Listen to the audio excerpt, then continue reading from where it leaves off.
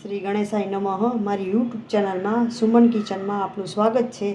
આજે આપણે પરવળનું શાક બનાવશું, એકદમ સ્વાદિષ્ટ અને ટેસ્ટ. મેં અત્યારે આ 500 ગ્રામ પરવળ લીધેલા છે. હવે આ પરવળને આપણે પહેલાં છાલ કાઢી લેવાની છે આની, અને પછી એને કટિંગ કરવાના છે. તમે જોઈ શકો છો, આ મેં પરવળના કટકા આ રીતે કરી લીધા છે. હવે આપણે આને, અને અહીં મેં તેલ મૂક્યું છે 4 ચમચા મોટા. હવે આપણે એને ચાલુ કરશું.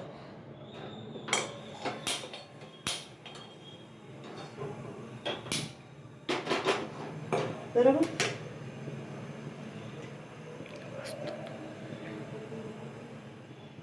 અહીંયા આપણું હવે તેલ આવી ગયું છે. રાઈ નાખશું, જીરું નાખશું,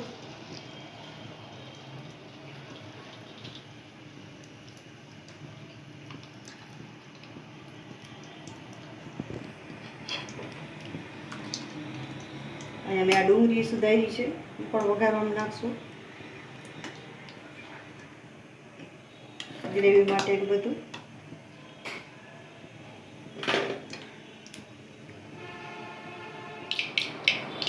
અહીંયા અડધી ચમચી નાની મેં અહીંયા હિંગ નાખી. ત્યારબાદ આ ડુંગળી નાખશું.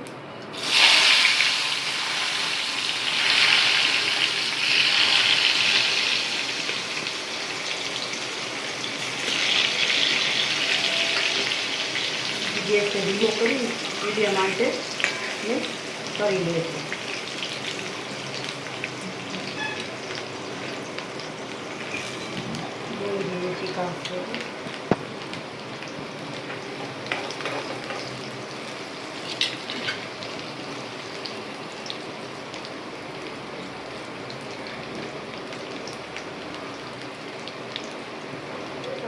આ ડુંગળી લાલ જેવી થઈ ગઈ છે. અહીંયા મેં આ લસણવાળી ચટણી છે, એને મેં પલાળી અને રાખી છે, અને એને ઉમેરી દઈશું.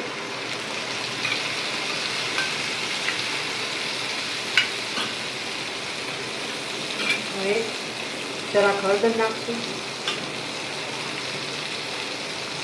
સ્વાદ અનુસાર નમક નાખશું,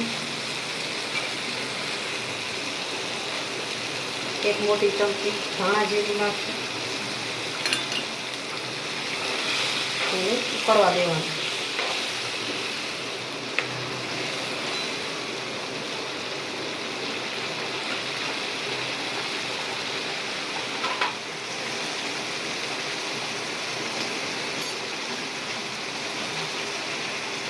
એકદમ ખુશ્બુ આવે છે મસ્ત.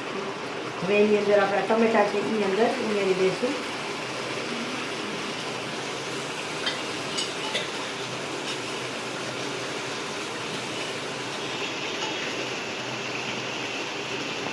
અડધી નાની ચમચી ખાંડ નાખશું, અડધી ચમચી ગરમ મસાલો,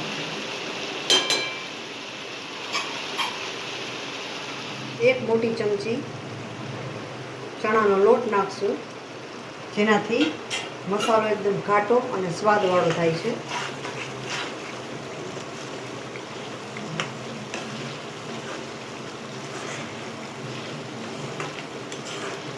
મિક્સ થઈ જાય એકદમ. મેં અહીંયા 3-4 ચમચી જેટલું દહીં નાખ્યું છે, એટલે એનું સ્વાદ આવે, ખટાશ. એને મિક્સ કરી દેવાનું.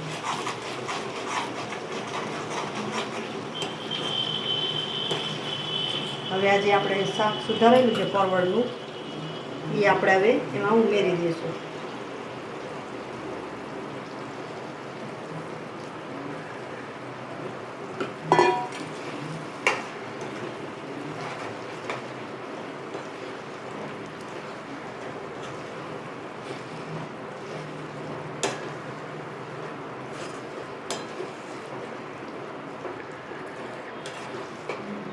હવે 10 મિનિટ સુધી આપણે એને રહેવા દઈશું. થોડું પાણી નાખશું એટલે પાકી જાય.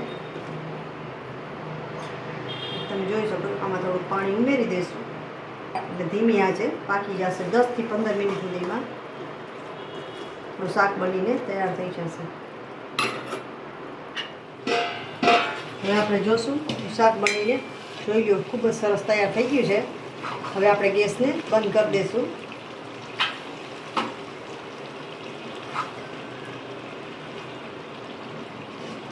સરસ થઈ ગયું, સ્વાદિષ્ટ સુગંધ ખુશ્બુદાર આવે છે. જો તમને આ શાકની રેસીપી પસંદ આવી હોય તો મારી ચેનલને કોમેન્ટ કરજો, લાઈક, શેર અને સબસ્ક્રાઈબ કરજો.